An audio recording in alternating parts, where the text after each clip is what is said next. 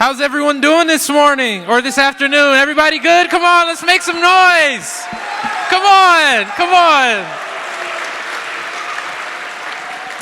So when I speak, I like to refer to myself as a scrambler. I don't know if you guys watch football, but you have a quarterback who likes to stay in the pocket, right inside. I like to scramble and be on the move a little bit. But it's so good to see so many students here.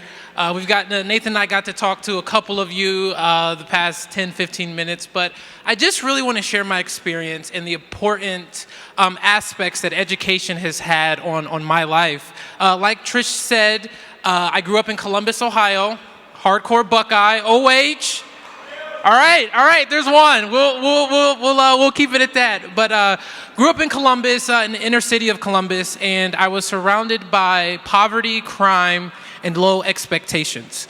I was in a different public school almost every single year. Sometimes I transferred in the middle of the year, and none of them seemed to be a good fit for me. I was bullied for two reasons in almost every school I went to. I was bullied because of my faith, which my parents taught me to always stand up for and never be ashamed of it. And then secondly, not nearly as important, is I'm a huge superhero fan, right? I love superheroes, and so I got called, a Bible freak and a geek and, all of these things. And so there was one time in particular where a couple kids jumped me at school.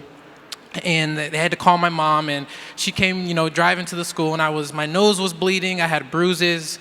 I was actually wearing a Spider-Man shirt that had gotten ripped off of me.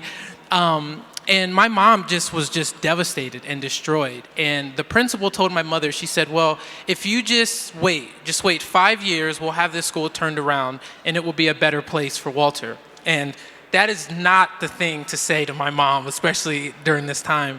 But she'll never forget. She said this thing I'll never forget. She said, in 5 years, Walter will either be in jail or in a body bag.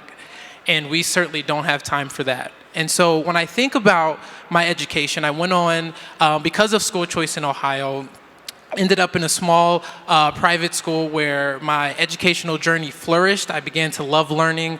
I did a lot of different things. I was exposed to so many things. I went to Europe for a couple years, fell into the Seine River with my best friend in the middle of February, and just did a lot of different things. And so graduated high school, which statistically I wasn't supposed to do, graduated college, and then I found myself working and fighting for the next generation of students who were coming up after me. And my journeys have taken me all over the country. I've sat next to presidents, and I've told them that I'm coming for their job and that they're on notice. Have been able to meet with governors, legislators, and people all in between, parents and families, to stand up and say that this issue matters, and that each and every one of you in this room who's a student can achieve great things because of your education. And for me, for my family, for my community, it was the only way out.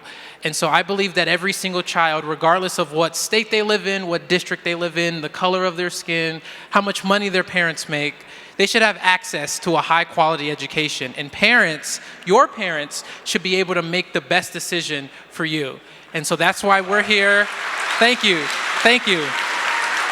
Well, I mean, I had a couple other things to add, but I think I'll just end it right there and bring up my colleague, Nathan. Come on, Nate, give him a round of applause. Hey, guys, I think real quick, we're gonna take a little photo with you, so everybody stand up. We're gonna turn around. Everybody say, I love school choice. Woo! I love school choice. All right. Great, thank you guys. Thanks for putting up with me. I know Walter gets tired of it sometimes. First things first, I want to ask a really simple question. Who loves their school? Every hand shoots up. That is awesome.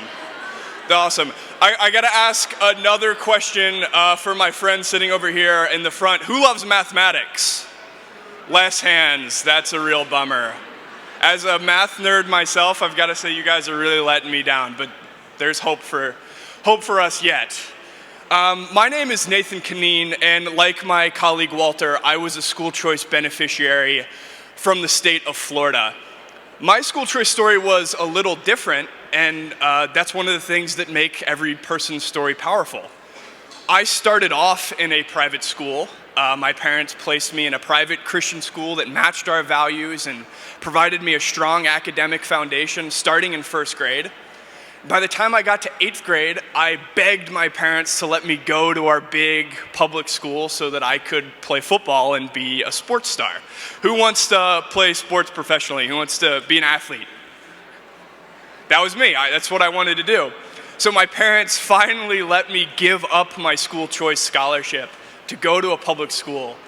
And immediately upon getting there, I realized very quickly that I had made a terrible decision.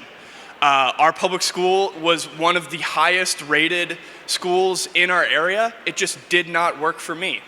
I felt lost in the giant sea of students. I struggled emotionally, academically, morally. And ultimately begged my parents to let me return to a small private school, again with the assistance of the school choice scholarship. So one of the things that I say often is that school choice saved me twice, but for millions of students and thousands of students right here in Iowa, they never even have that opportunity once. So one of the things that we want to talk about is what school choice, what a great education that meets your individual needs does for a family and for a student's dreams. Everybody's got a dream, right? You all you students here, you all want to be something when you grow up. We walked around a little bit before and we asked, what do you guys want to be when you grow up? And we heard doctor, we heard veterinarian, we heard lots of teachers, we heard, we got singers in the house, we got everything. And everybody has these aspirations, these dreams, and all of those can be achieved with the help of a great education.